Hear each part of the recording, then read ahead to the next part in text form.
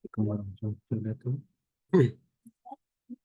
Kenalkan saya Wisnu Putra, mahasiswa Universitas Agrasia, maupun mempresentasikan hasil kerja, hasil kerjaan,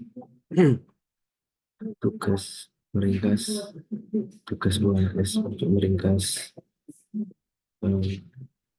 artikel dari CNBC Indonesia. Izin share screen.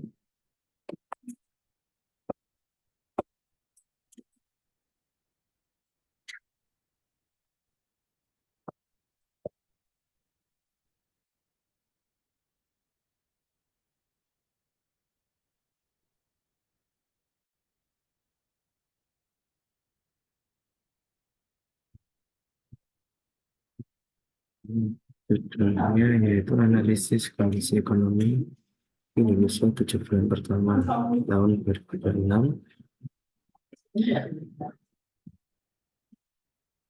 Lima sinyal kunci perekonomian Indonesia di tahun 2026. Yang pertama, pertumbuhan ekonomi. Pertumbuhan ekonomi menurut saya sudah terlihat baik, tetapi kualitasnya perlu dicermati. Pertumbuhan ekonomi sebesar 5,61% ini memang merupakan kabar yang positif. Namun dalam artikel dijelaskan bahwa pertumbuhan tersebut banyak ditopang oleh konsumsi rumah tangga dan belanja pemerintah, terutama karena faktor musiman seperti Ramadan dan Idul Fitri. Artinya kita perlu bertanya apakah pertumbuhan tersebut benar-benar berasal dari peningkatan produktivitas dan investasi jangka panjang atau hanya karena dorongan konsumsi sesaat. Kemudian yang nomor 2, konsumsi masyarakat. Ini konsumsi masyarakat mulai melemah dan daya beli tertekan. Menurut saya bagian ini merupakan sinyal yang cukup penting. Artikel menunjukkan bahwa indeks keyakinan konsumen menurun dan penjualan retail mulai mengalami kontraksi. Kondisi ini dapat diartikan bahwa daya beli masyarakat mulai tertekan ketika masyarakat menjadi lebih berhati-hati dalam membelanjakan uangnya. Perusahaan-perusahaan yang bergerak di sektor konsumsi berpotensi mengalami penurunan penjualan. Jika kondisi ini terus berlangsung, maka laba perusahaan dapat menurun dan berdampak pada perekrutan tenaga kerja maupun investasi baru. Yang ketiga, nilai tukar rupiah. Pelemahan rupiah yang terus melemah lebih dari 8% terhadap dolar Amerika menunjukkan adanya tekanan yang cukup besar terhadap perekonomian nasional. Pelemahan rupiah dapat menyebabkan biaya impor bahan baku menjadi lebih mahal. Perusahaan yang bergantung pada bahan impor akan menghadapi kenaikan biaya produksi. Akibatnya perusahaan memiliki dua pilihan yang sama sulit ya. Menaikkan harga jual atau menerima penurunan margin keuntungan. Kemudian yang keempat, pasar saham atau yang disebut IHSG, indeks harga saham gabungan. IHSG mulai melemah, mengalami pemulihan pada bulan Juli. Secara keseluruhan masih turun cukup dalam dibandingkan akhir tahun sebelumnya. Kondisi ini menunjukkan bahwa kepercayaan investor terhadap pasar Indonesia belum sepenuhnya pulih. Kemudian yang kelima, PHK masih menjadi persoalan. Jumlah PHK yang masih mencapai puluhan ribu pekerja menunjukkan bahwa sebagian perusahaan belum sepenuhnya pulih atau sedang melakukan efisiensi. PHK skala besar biasanya merupakan indikator bahwa perusahaan sedang menghadapi tekanan biaya atau penurunan permintaan pasar. Jika kondisi ini terus berlanjut, maka konsumsi masyarakat juga dapat ikut melemah karena pendapatan rumah tangga berkurang.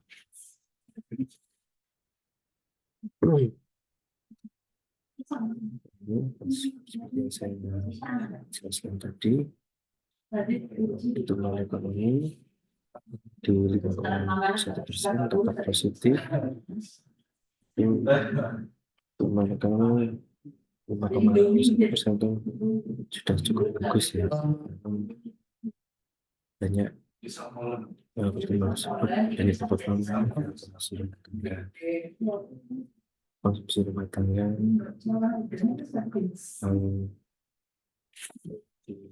di musiman seperti Ramadan dan Idul Fitri. Yang kedua, konsumsi masyarakat mulai melemah, keyakinan konsumen menurun, penjual retail kontraksi ya, makna bagi perekonomian masyarakat menggunakan porsi pendapatan yang lebih besar untuk konsumsi dan ruang perkembangan masyarakat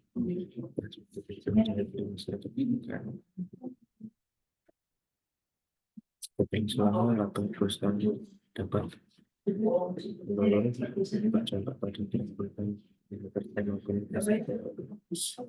dan pelemahan rupiah yang lebih dari 8% ya terhadap dolar Amerika. Tantangan di sini biaya impor dan baku yang jadi lebih mahal dari produksinya perusahaan menghadapi kenaikan perusahaan harus memilih antara menaikkan harga jual atau menurunkan margin untuk memperoleh peluangnya di sini.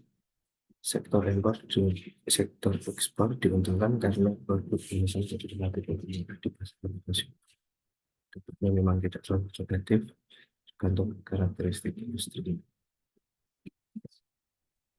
Pasar saham, IHSG yang turun dalam, lalu pemulihan parsial. Meskipun IHSG mulai pulih sejak Juli, IHSG indeks masih turun cukup dan dibandingkan dengan tahun sebelumnya. Saya investor belum sepenuhnya pulih. Untuk investor berhati-hati, harga saham mencerminkan ekspektasi investor terhadap kondisi ekonomi dan prospek perusahaan. Risiko seperti pelemahan rupiah, konsumsi menurun, dan ketidakpastian kebijakan membuat investor lebih selektif menempatkan dana. PHK yang masih menjadi persoalan yang keluarga bekerja yang masih terdampak PHK, efek berantai ke perekonomian yaitu PHK skala besar biasanya merupakan indikator bahwa perusahaan sedang mengalami tekanan biaya atau penurunan untuk pasar.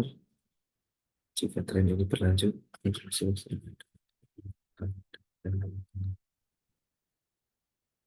kesimpulan di sini menurut saya yaitu bertumbuh tetapi tidak sepenuhnya sehat.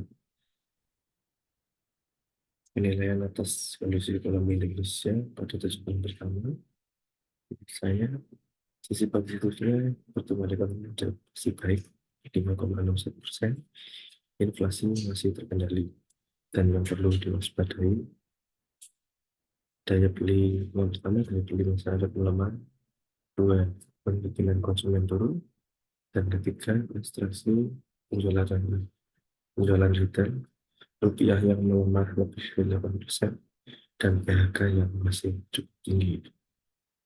Baik, sekian presentasi dari saya. Kalau mohon maaf. Wassalamualaikum warahmatullahi wabarakatuh.